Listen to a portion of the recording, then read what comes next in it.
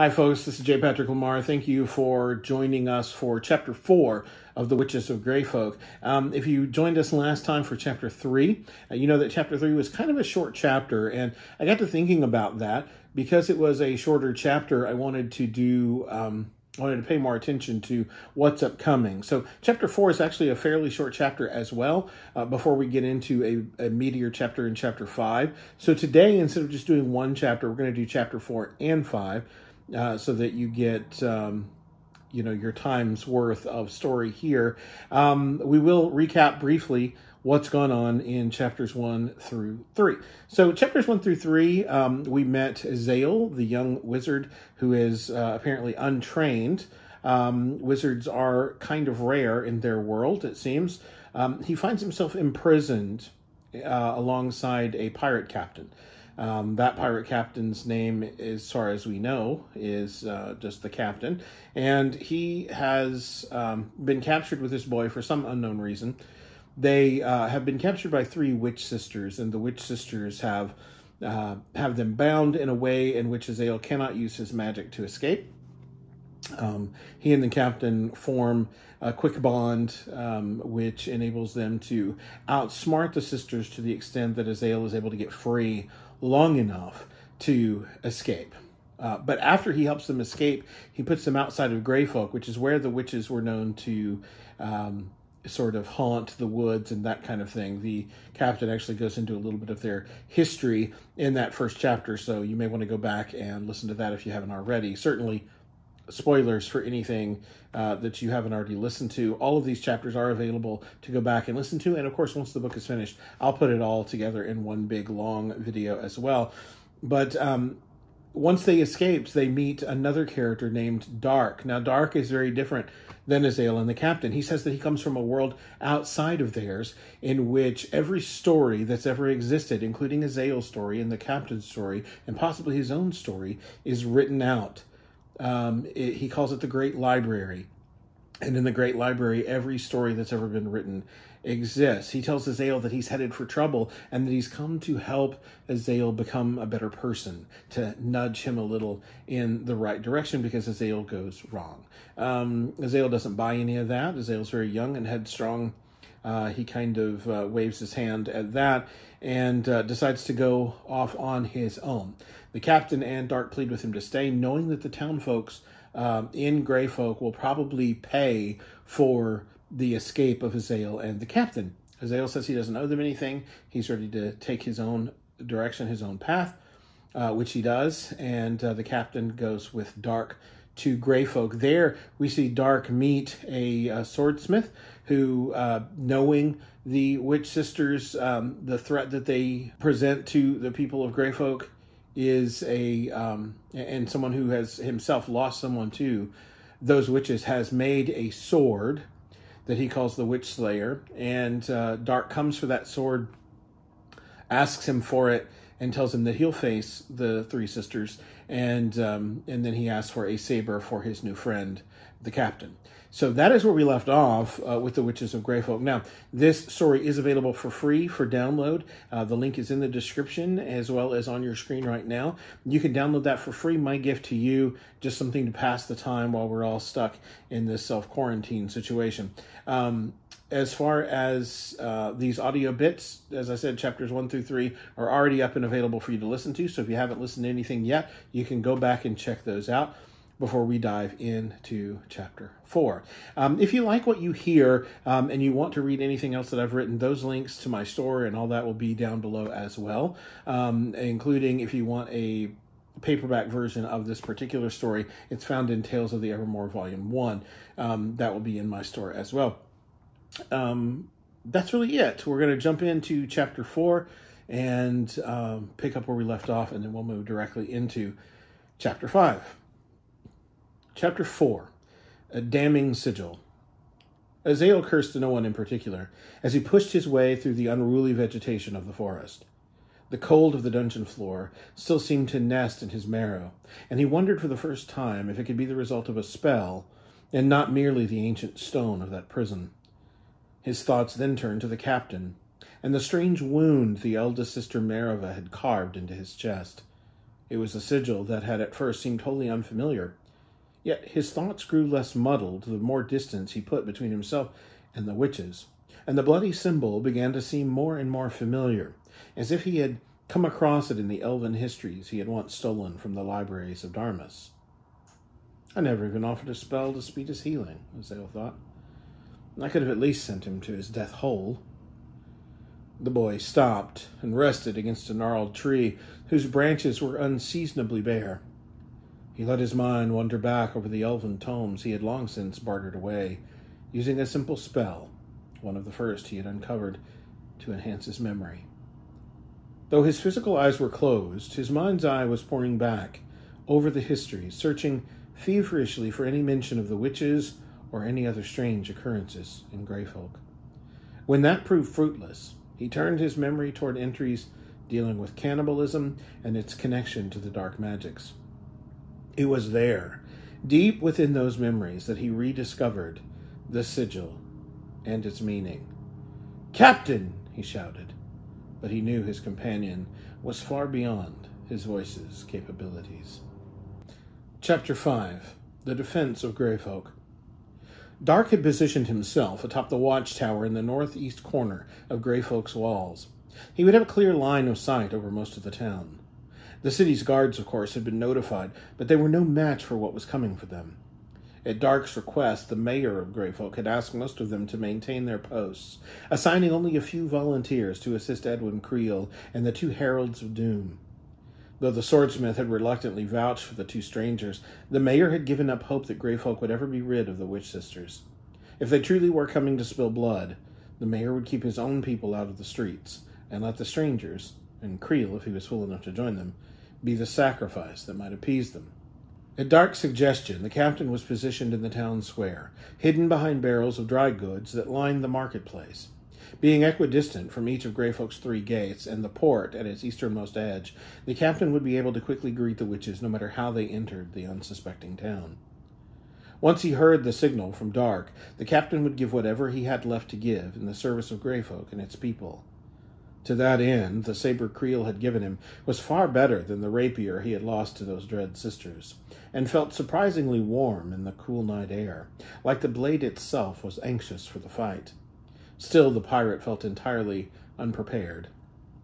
From his position behind the barrels, he had no line of sight to the man called Dark, but he could see the square easily enough, as well as the shops which lined it on 4 sides. Creel, the swordsmith, along with the guardsmen that volunteered to stand with him, hid within those storefronts, armed and ready to flood the square once Dark or the captain had lured the sisters there. With trade shut down and most of the town asleep, it had been decided the square was the safest place to wage a battle, even one that might prove as short-lived as fighting demonic witches without the aid of the host or the elves. The night was preternaturally still and cold. No barn owl questioned the moon. No vermin squeaked and schemed as they sought sustenance from the grain stacked high in front of the mercantile. Even the crickets had ceased chirping. In fact, the only sound the captain could hear, above the thump-thump of his own heart, was a bashful breeze that seemed to die as it pushed past his braided beard to tickle his chin ever so slightly. He thought of his crew and his ship. He missed the swaying of the deck beneath him, and the scent of salt that permeated the air whenever the sea drake sliced through the foam. He missed the life he might never have again, thanks to the wizard boy turned coward. Dark had told him that the witches wouldn't be long, but more than an hour had passed since he had picked his hiding spot. The captain's legs and back were beginning to ache. "Those devils should have come by now," he thought. "Something's gone afoul." He risked a glance over the barrels. The square was quiet. He let his eyes trail its outer edges, examining one by one each shop and storefront. He had decided on his position before Creel and the guardsmen had chosen theirs. Their location was unknown to him. A bird whistle pierced the stillness, an all clear from Dark. But something tugged at the captain's subconscious. He sensed he was missing something obvious. Danger was near. Every instinct he possessed screamed that it was true, so he scanned the storefronts again. There! Across the square, a cobbler's shop seemed no different than any of the other darkened businesses, except On the frame of the door, something out of place. A splash of paint? Blood? Some shadow not cast by the moonlight? He couldn't be sure. The distance was too great. His eyesight too dimmed by age. He whistled, a warning that something was amiss. A call came back. Dark would wait. Should the captain whistle again, Dark would undoubtedly come running. Leaving his perch behind the barrels, the captain crouched and crawled from cart to cart, barrel to barrel, and post to post, trying his best to avoid being exposed. His size, however, in conjunction with a trick knee he had earned in battle many years earlier, left him as stealthy as an ox draped in wind chimes. The closer he got to the cobbler's shop, the more sour the captain's stomach turned. Every sound that fell to his ears held the potential of menace. Each stirring of the leaves prompted him to tighten his grip on his saber. He was not by nature a fearful man, but the fresh cuts on his chest were a reminder that magic folk could be unpredictable. Strange, he thought, running his fingers over the cuts. I almost forgot about my wounds until now. They seem to have nearly healed. Within 2 meters of the cobbler shop, the captain felt the wind shift. It brought the scent of blood to his nostrils. Fresh blood. Low to the ground, he crossed those last 2 meters and ducked out of view behind a stack of lumber in case someone, or 3 angry, witchy someones, were watching from the shop window. Along the doorframe, dripping slowly toward the plywood porch, was dark blood. Though he was determined to confirm it with his own eyes, he felt for certain that Creel and the guardsmen were dead. Before confirmation, however, must come a warning. Pursing his lips and bringing to mind the calls that Dark had taught him on their walk to Greyfolk, he inhaled deeply, trying not to choke on the smell of death. His warning would need to be loud enough for Dark to hear across the distance, and once it was given, the witches would most certainly be upon him. Though his new steel felt fierce in his hand, the captain was certain that facing the sisters would mean his death. He was not fool enough to doubt it, but was determined to fight nonetheless. He would make it a death to remember, to sing songs about in the isles and the port cities of men. He exhaled in a whistle, but found he uttered no sound.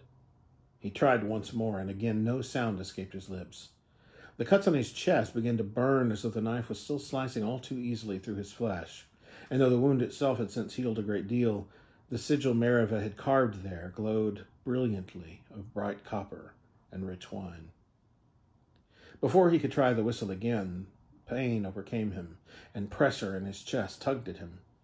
He struggled against it, but the pain was beyond any he had ever known. Like a fish caught on a hook, he could fight for his freedom, but he would wind up the catch of the day all the same. If his ability to speak had not abandoned him to bend to the dark magics of the sisters, he'd have cursed at them, threatened and insulted them until they put him down like a rabid dog. So far as the captain could imagine, the witches of Greyfolk had no intention of making his death a quick one. They would take their time and relish his pain as surely as they would savor whatever soup they eventually made of his bones. Man of iron, man of mud, bound by magic, bound by blood. As before, when they held him and the boy in their prison or tomb or whatever the hells it was, their voices seemed to come from everywhere at once. The 3 sisters appeared in the center of the square, mouths motionless, moving toward him. Their feet did not touch the ground. Dead in autumn, raised in snow, slave to she the witches know. The wound on his chest had become unbearable. Everything within the captain wanted to scream out in agony, curse the saints, and die, but there was nothing he could do. Nothing he believed anyone could do. The chanting of the sisters meant less than nothing to him. Neither had their words for the boy. He would die as ignorant of their ways as he had lived, it seemed. He would die without ever seeing his ship and her crew, and without ever seeing her again, his beloved first mate. Light came from everywhere all at once, like the sun had hurried around the world and come to rest there above the square in Greyfolk. The witches shrieked and covered their eyes, but stood their ground. "Witches of Greyfolk, thick in the head!" It was the boy, Azael, his voice surrounding them, coming from every direction, though he was nowhere to be seen. "Captured a wizard, wanted him dead." As the light faded, darkness encroached so quickly the captain was functionally blind. He wondered if the same could be said of the sisters. "Witches of Greyfolk, struck blind and dumb." As his eyes adjusted, he could once more make out the shape of the sisters. They had halted their approach, confused perhaps by the boy's hijacking of their own tricks, but there was something else there behind them, something moving but lacking definition to his recovering eyes. Seeking their ruin. It was the boy. "Azael has come!" Caught unaware, the sisters were still actively working their magics on the captain when the boy struck. The ground beneath the witches opened like the maw of a great beast of legend and stretched upward to clamp down on their legs. The more they struggled, the more the very world sought to pull them under. As one, they began chanting in the dark languages that Azael had only read about, a spell they hoped would release them. The boy ignored the sisters and ran past them to the captain, motioning for a spell of protection for them both. "Keep your keel even and steady, Captain," the boy said. "The spell the sisters have cast upon you is blood deep and not easily removed, though I do believe it is possible. As in our captivity, I reckon you'll not be much use in this fight. Can you move?" The captain tried to shake his head. Even it would not obey. "Well then," the boy said with a grin. "When storytellers spin this tale around the campfires, perhaps they'll call it The Mighty Wizard Azael and the Pirate Statue. Or perhaps Azael the Hero and his partner, the Amazing Figurehead. Either way, dear Captain, we'll give them a story for the ages, eh?" Had the captain been able to speak, he would have warned the boy that the sisters had freed themselves of his spell. Under the grip of their enchantment, however, he could only watch as the boy erupted into flames like so much kindling. His simple spell of protection proved no match for the might of the witches. Azael's scream was inhuman. Though the boy rolled away from him, the captain could feel the intense heat of the fire. In his mind, he pleaded with the witches to stop, but if they could hear his thoughts, the sisters dismissed them as easily as they had dismissed the boy's spell. "Last is first," the sisters chanted. "First is last. Bound in futures, bound in past. One in many, many in one. Could we just not?" The man known to boy and pirate, simply as Dark, seemed to leap from nowhere. Had the moonlight not reflected off the sword he had been given by Creel, the captain never would have seen him coming. The witch's spell, in this instance, proved a boon, since the captain was unable to react in any way that might have warned of the attack. Unfortunately, the sisters were protected. Dark's blade glanced off of Marava's neck without breaking the skin. "A spell," Dark said dryly, rolling to a stop less than a meter away. "How sudden and seemingly unexpected." "You are an anomaly." "That's me all over," Dark said. "Your time has not come." "Oh, it came," Dark said. "Went, came again, circled back around. It all gets a tad confusing from this end." "The boy must be consumed." "Too late for that now, girls. I've come from the great library deep within the Evermore, and I'm here to write your ending upon the pages of time." "Do you plan on threatening them to death?" the boy asked, stepping up beside him. His skin was charred and cracked, but healing rapidly, the effect of a well-mastered spell. "I'd rather free them from their heads," Dark said, "but they seem to be protected." "Then I have my job and you have yours," Azael said. "Let's end this before more poetry is uttered, yeah? The captain is ensorcelled. You can't trust him until he's free." "He's a statue. I can trust a statue to be a statue." "Not this one," Dark argued. "Don't let them use..." The man called Dark was cut off by a blow of invisible force that sent him off his feet and high into the air. Azael watched the stranger as he crossed the square, bounced off a rooftop, and crashed through a charred clay chimney before falling out of sight into a street beyond the marketplaces. "Well, hells," the boy said, smiling awkwardly at the sisters. "I don't suppose you'd spare a fellow a brief moment to retrieve his sword, now, would you?" The sisters answered his spell, even while Azael motioned for one to counter it. His magics may have been equal to theirs in sheer might, But he did not yet know that to be true, and was in those days untrained and not yet under the tutelage of the host. Though determined and fierce, the boy believed the fight would not last long if he was forced to continue confronting the sisters head-to-head. "I can protect myself from your spells until long after the sun rises, ladies," he bluffed. "I can give and receive punishment in turn. Eventually, one of us will make a mistake. Perhaps instead you can tell me what you need from the good captain. I'm not known for my loyalty, really. Ask anyone. We may find a bargain yet to be struck." "You will be consumed." But that's the rub, dears. I've assumed that given your unique culinary preferences, you meant to eat me. But that isn't it at all, is it? You mean to consume my power, to devour the very soul of me. Why? You will be consumed. Why, Minerva? What will you gain, eh? What have you foreseen that requires this action? Did you bother to explain it to Telana or the other one? Or is that information something your lessers need not know? You will be consumed. I'm matching you spell for spell, you prattling cow. It's a standoff. Now tell me what this is all about. Why me? Why the captain? You must end before you are broken. You said that already. Sing me another. We must prepare her way. There now, that is new. Prepare the way for whom? Who exactly is coming? Shall I put a kettle on? You will be consumed. The boy sighed and motioned for yet another counterspell. It was only a matter of time before the sisters cast a spell beyond his experience to deflect, and Azael didn't understand their magics well enough to penetrate whatever spell of protection had previously spared them from Dark's blade. Tell me about the captain, then. Why him? Men of iron, men of mud. No more of that. For pity's sake, spare me your vagaries. Tell me what you mean to do. So focused was the boy on the threat before him, and the spells that he could see taking shape in the fabric of things, he had ignored Dark's warning and turned his back to the captain. Azael realized his mistake when the steel of the captain's saber pierced his back and came neatly through his abdomen. Blood issued slowly, following the curve of the blade until gravity pulled it in drops to stain the grass below. Save for Minerva, who allowed herself only the slightest smile, the sisters showed no sign of emotion. His head swimming with pain, the wizard boy fell to his knees, unable to focus on a spell that might save him.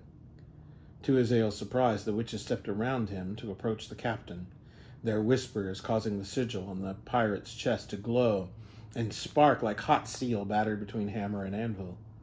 Thin threads of silvery light seemed to flow from the captain's scarred flesh, spinning, swirling, and growing into the appearance of an orb. Once their spell was complete, Minerva left her sisters and crossed the square toward the cobbler's shop with the unnatural orb pulsing and shining in the palm of her hand. "Please, Telana," the boy pleaded. "Have mercy. Think of all we could rule if we but stood together." But Telana and her elder sister began chanting a new spell, and pain, unlike any the wizard had yet felt, coursed through his veins. Though he willed himself to silence, Azael screamed in agony. From the corner of his eye, he saw Minerva enter the cobbler shop, and for the briefest of moments, thought he saw a shadowed figure waiting for her, just beyond the threshold of the door. Dark's new blade, the aptly christened Witch-Slayer, had already separated Telana's head from her shoulders by the time the other two sisters realized he had recovered from Minerva's attack and rejoined the fray. The middle sister, whose name remains unknown even in the elven history, shrieked, and with a single arcane word became an intangible mist a mere moment before the Witch-Slayer could pierce her heart. She moved like a mighty gust of wind to Minerva's side. "How'd you manage that?" the boy asked, pointing to Telana's pale head. "Silver blade plus distracted witches equals weakened protection," Dark said. "I don't think we'll get that lucky again." "Leave that to me," Azael said, starting to backpedal while making every effort to keep his insides on the inside. "I'll be back, most likely. Keep them occupied, yes? What do you—" The boy was gone. The same spell that had carried him and the captain many kilometers from the witch's grasp had spirited him away again. Dark stood alone, facing two angry witches and a pirate captain who outweighed him by 7 stone and was under their complete control. Dark could only pray that his own reinforcements would be enough to turn the tide. should they somehow manage to arrive before his death. And there you have it. That's chapters 4 and 5 of The Witches of Greyfolk. Be sure and download your free copy today. There's no advertisements, no clickbaity, whatever, nothing there. Just a EPUB download for you to check out on your own. That's my gift to you. Give you something to read during this self-quarantine period. Anyway, that's it for chapter 5. We'll be back, I should say, next time with chapter 6, which is called A Summoning. And I believe that's a shorter one as well, so we'll probably be 6 and 7. So we will do that as soon as possible. Until next time, folks. Thanks for being here.